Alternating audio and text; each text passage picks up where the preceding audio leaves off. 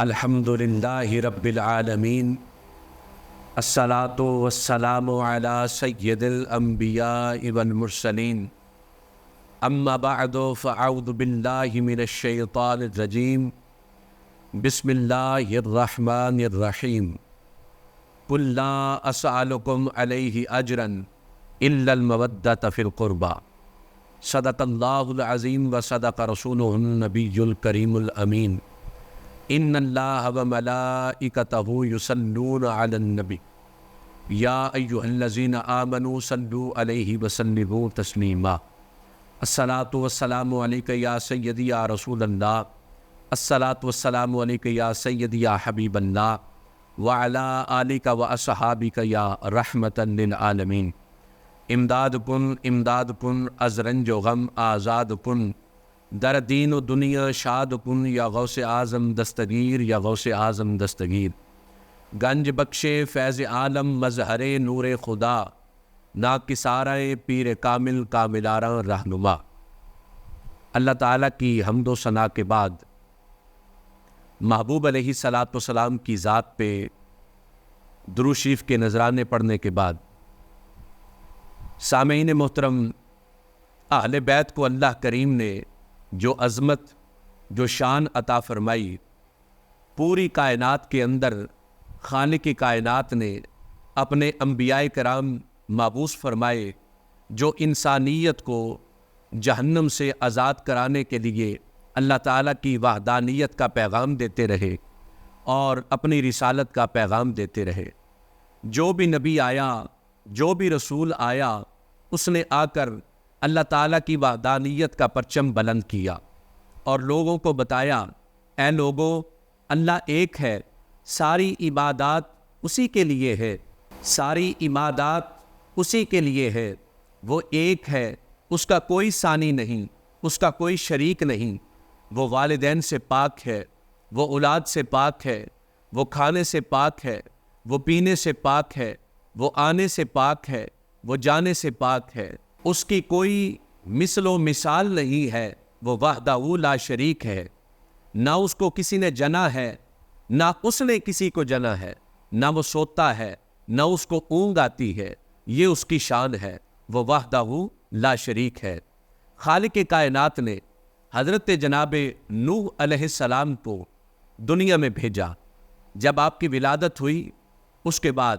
950 سال آپ نے تبلیغ اسلام فرمائی، اللہ تعالیٰ کی وحدانیت کا پیغام دیا اور اپنی رسالت کا پیغام دیا۔ حضرت جناب نوح علیہ السلام آپ کی طرف اشارہ کرتے ہوئے خالق کائنات نے ارشاد فرمایا، وَلَقَدْ أَرْسَلْنَا نُوحًا إِلَىٰ قَوْمِهِ، کہ خالق کائنات نے حضرت جناب نوح علیہ السلام کو بھیجا ان کی قوم کی طرف۔ جب آپ آئے تو کیا آپ نے دعوت اسلام دی، اور اللہ کریم نے ارشاد فرمایا، قال ربی انی دعوت قومی لیلا ونہارا۔ حضرت جناب نوح علیہ السلام آپ نے لوگوں کو اسلام کی دعوت دی، دن میں رات میں تبلیغ کرتے رہے، اللہ تعالیٰ کی وحدانیت کا پیغام دیتے رہے۔ تو 950 سال جب آپ نے تبلیغ فرما لی، تو اس وقت صرف 80 بندے جنہوں نے اللہ پر ایمان لایا اور اللہ کے نبی جناب نوح علیہ السلام پر ایمان لے کر آئے۔ اب خالق کائنات کی بارگاہ میں عرض کرتے ہیں، اے میرے مولا،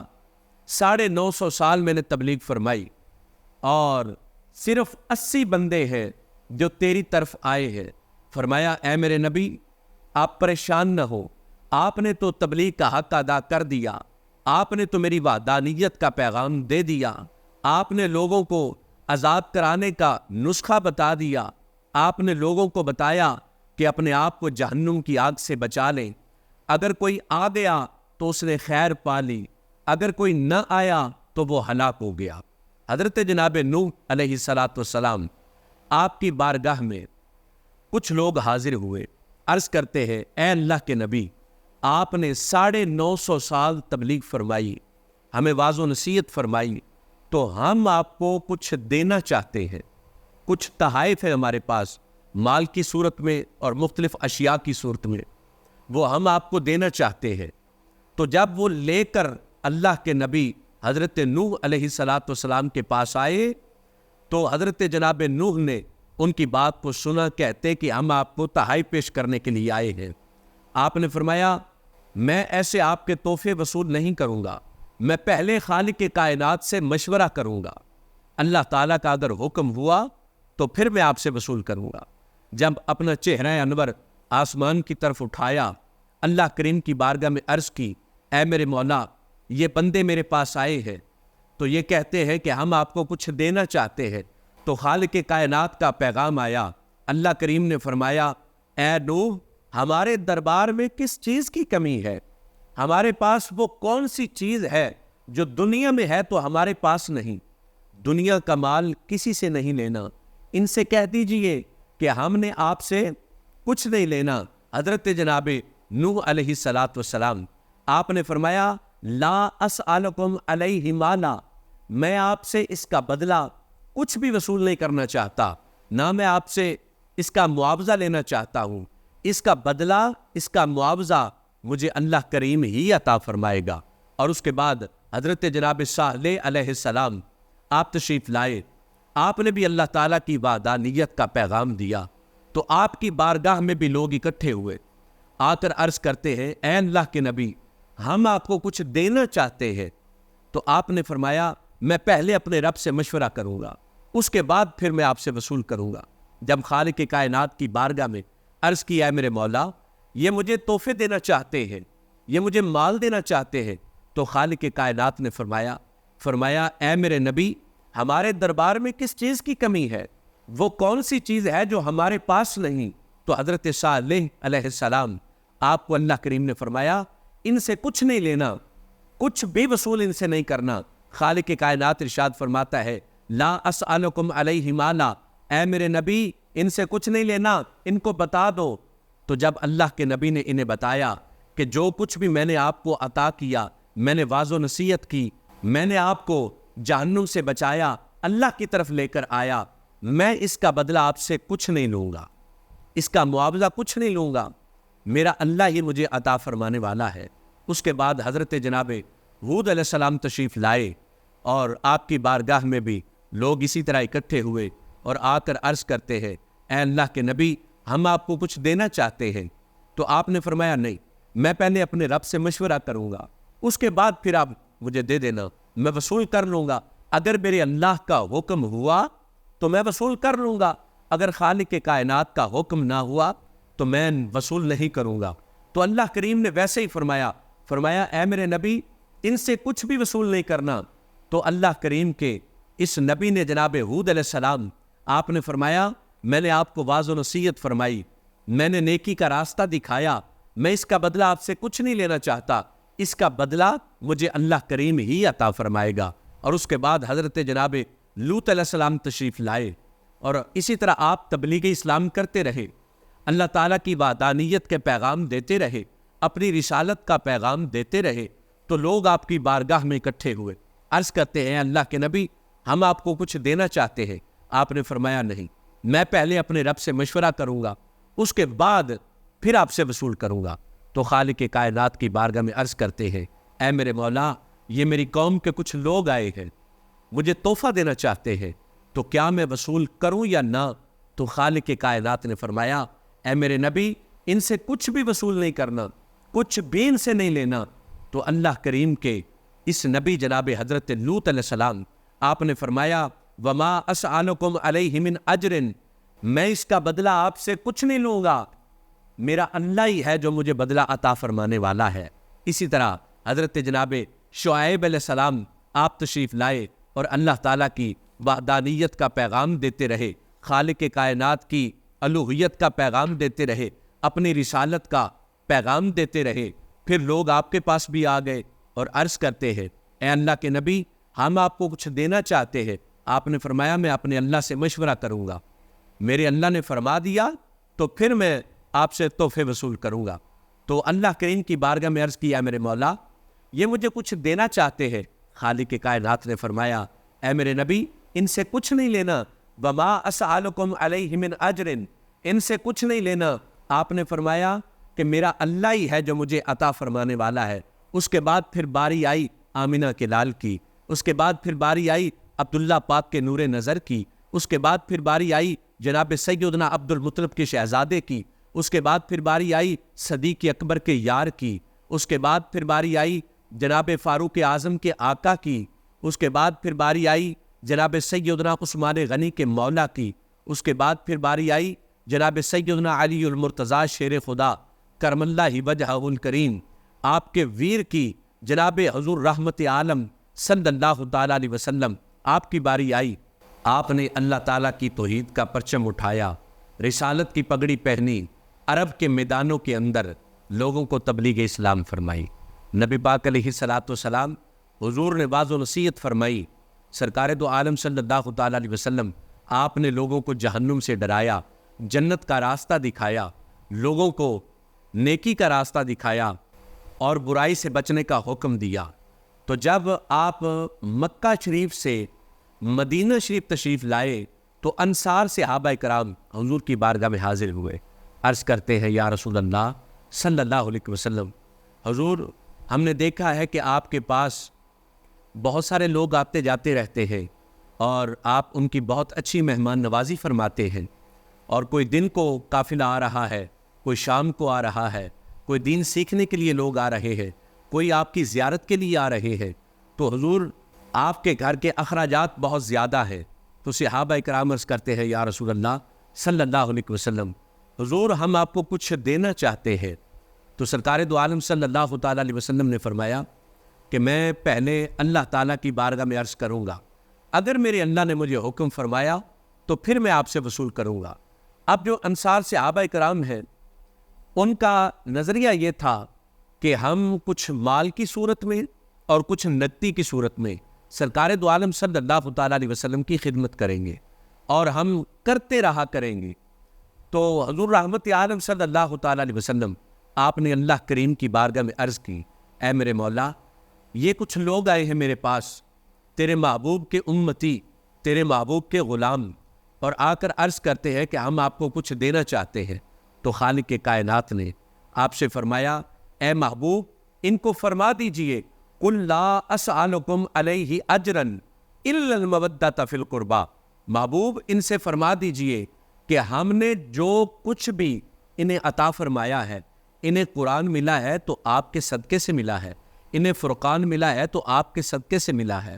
انہیں میں نے نعمتیں عطا فرمائی ہیں تو آپ کے صدقے سے عطا فرمائی ہیں، صحیح سلامت جسم عطا فرمایا ہے تو آپ کے صدقے سے عطا فرمایا ہے، اولاد عطا فرمائی ہے تو آپ کے صدقے سے عطا فرمائی ہے، والدین عطا فرمائے تو آپ کے صدقے سے عطا فرمائے، جو کچھ بھی ہم نے ان کو عطا فرمایا تو محبوب آپ کے صدقے سے عطا فرمایا ہے۔ ان سے فرما دیجئے کہ اگر یہ کچھ دینا چاہتے ہیں، جو کچھ آپ نے ان کو دیا اس کا کچھ معاوضہ نہیں لینا، اس کی اجرت نہیں لینی، اگر یہ کچھ دینا چاہتے ہیں محبوب ان سے فرما دے قُلْ لَا أَسْأَلُكُمْ عَلَيْهِ أَجْرًا إِلَّا الْمَوَدَّةَ فِي الْقُرْبَى، کہ جو کچھ بھی ہم نے ان کو عطا فرمایا اس کا معاوضہ نہیں لیں گے، اس کی اجرت نہیں لیں گے۔ اور ویسے بھی نبی پاک علیہ الصلاۃ والسلام آپ کائنات میں بانٹنے کے لیے تشریف لائے ہیں، تقسیم کرنے کے لیے تشریف لائے ہیں، دینے کے لیے تشریف لائے ہیں، کیونکہ آپ کی یہ شان ہے۔ خالق کائنات نے قرآن مجید فرقان حمید میں ارشاد فرمایا، اِنَّا أَعْطَيْنَكَ الْكَوْثَرَ، محبوب ہم نے آپ کو خیر کثیر عطا فرمایا۔ اور سید اعلیٰ حضرت فرماتے ہیں خالق کل نے آپ کو مالک کل بنا دیا،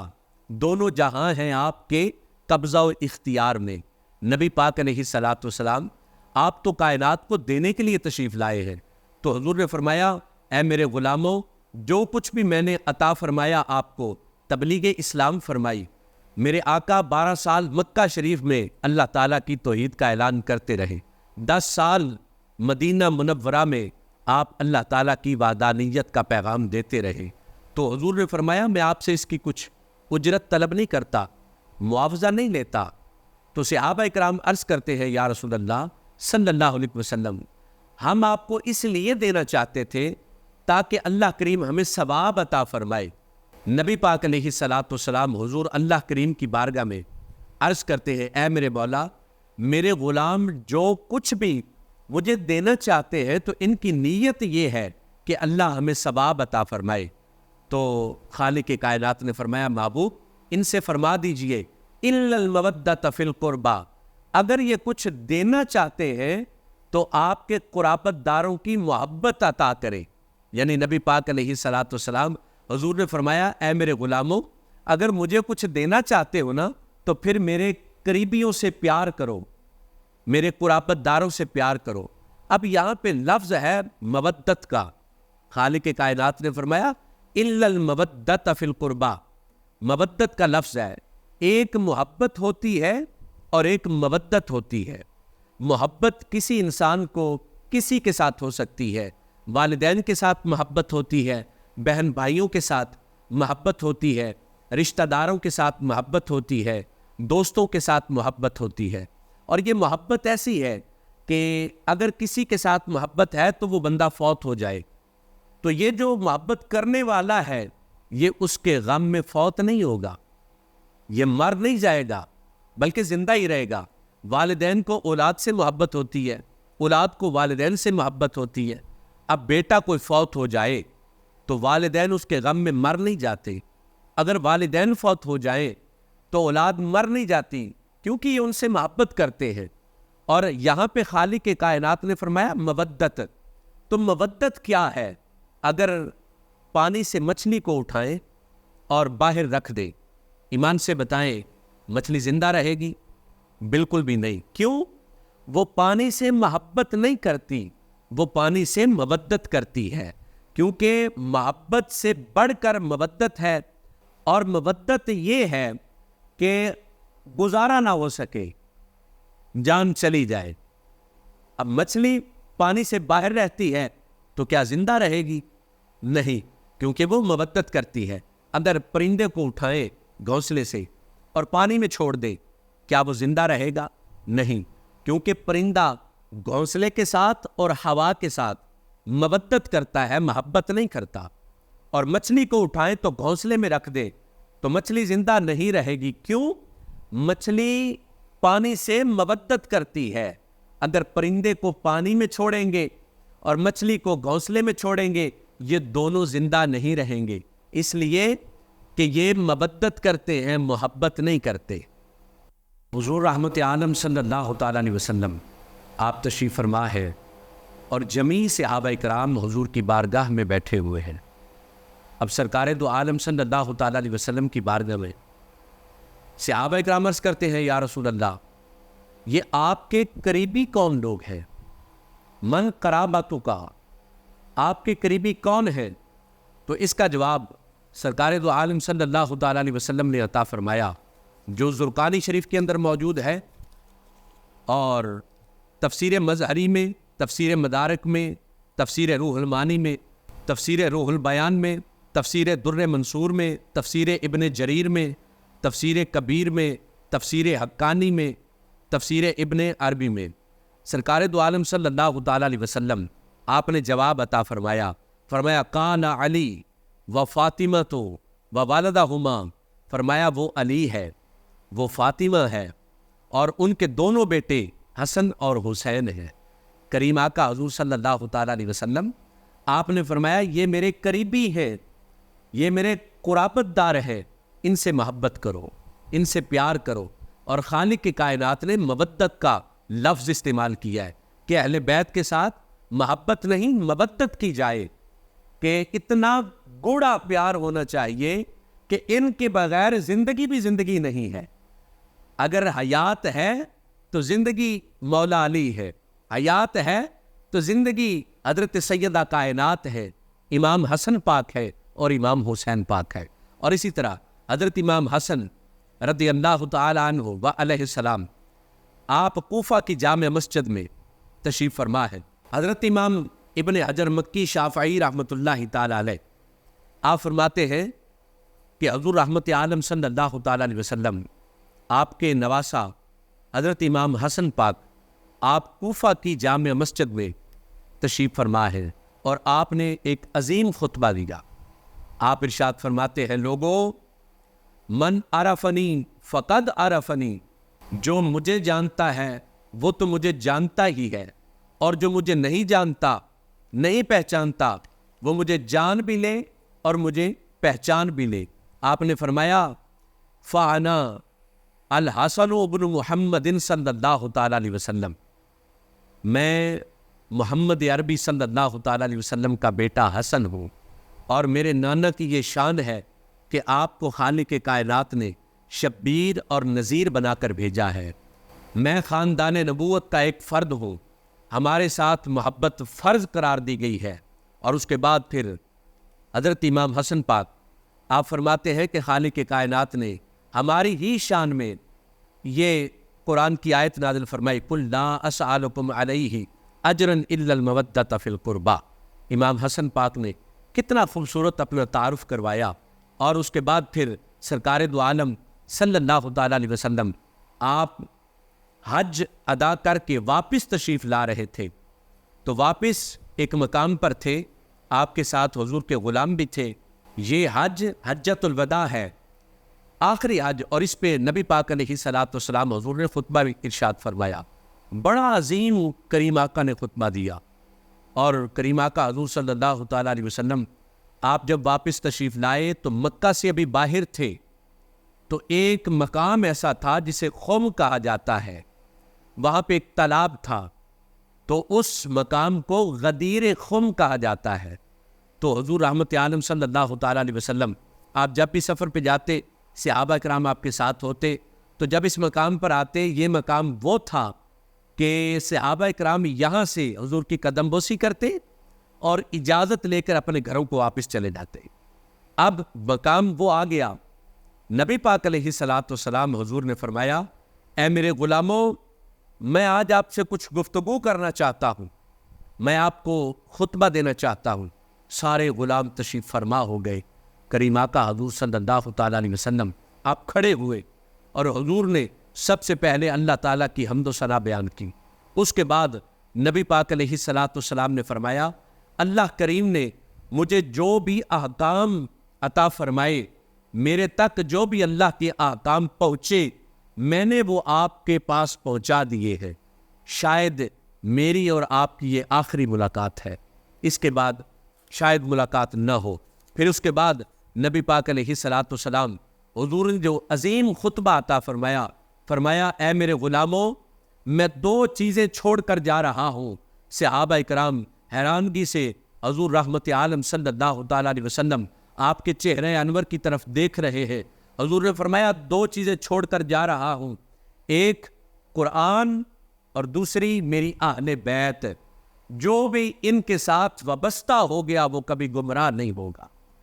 آپ کے چند ایک فرامین ایسے ہیں کہ جن سے ہمیں یہ پتہ چلتا ہے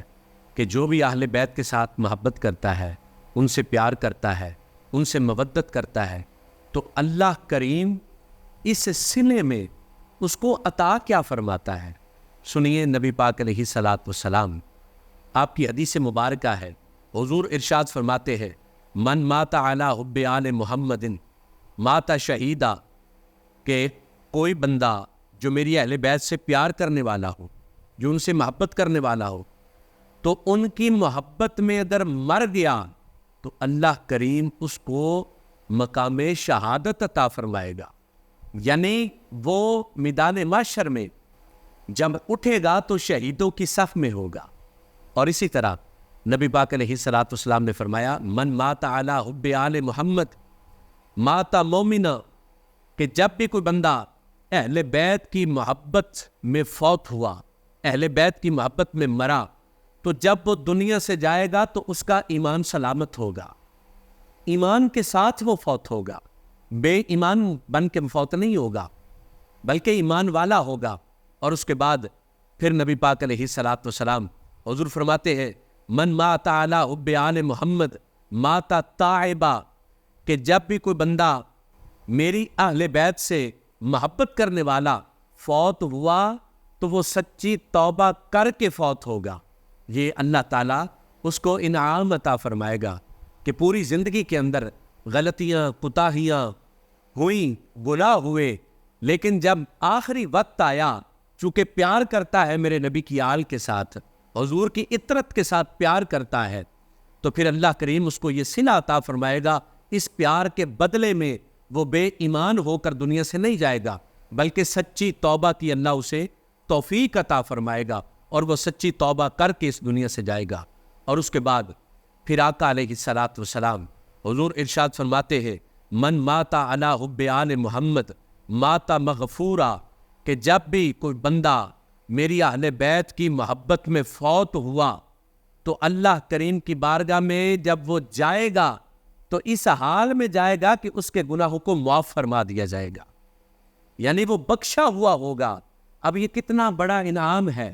کہ نبی پاک علیہ الصلاۃ والسلام حضور کی آل کے ساتھ محبت کرنے کا، کہ جو بندہ اہل بیت سے پیار کرتا ہے، سیدنا علی المرتضیٰ شیر خدا کرم اللہ وجہہ الکریم آپ کے ساتھ پیار کرتا ہے، جو بندہ سیدہ کائنات سیدات النساء سیدہ فاطمہ زہرا سلام اللہ علیہا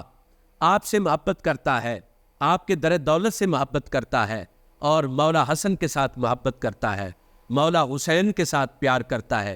تو اللہ کریم اس کو یہ صلہ عطا فرمائے گا. جب وہ دنیا سے جائے گا تو شہادت کا رتبہ لے کر جائے گا، جب وہ دنیا سے جائے گا تو مومن بن کے جائے گا، جب وہ دنیا سے جائے گا تو سچی توبہ کر کے جائے گا، جب وہ دنیا سے جائے گا تو بخشا ہوا جائے گا. یہ اللہ کریم نے اسے صلہ عطا فرمایا ہے. تو خالق کائنات کی بارگاہ میں دعا ہے کہ اللہ کریم ہمیں اہل بیت کے ساتھ محبت کرنے کی توفیق عطا فرمائے.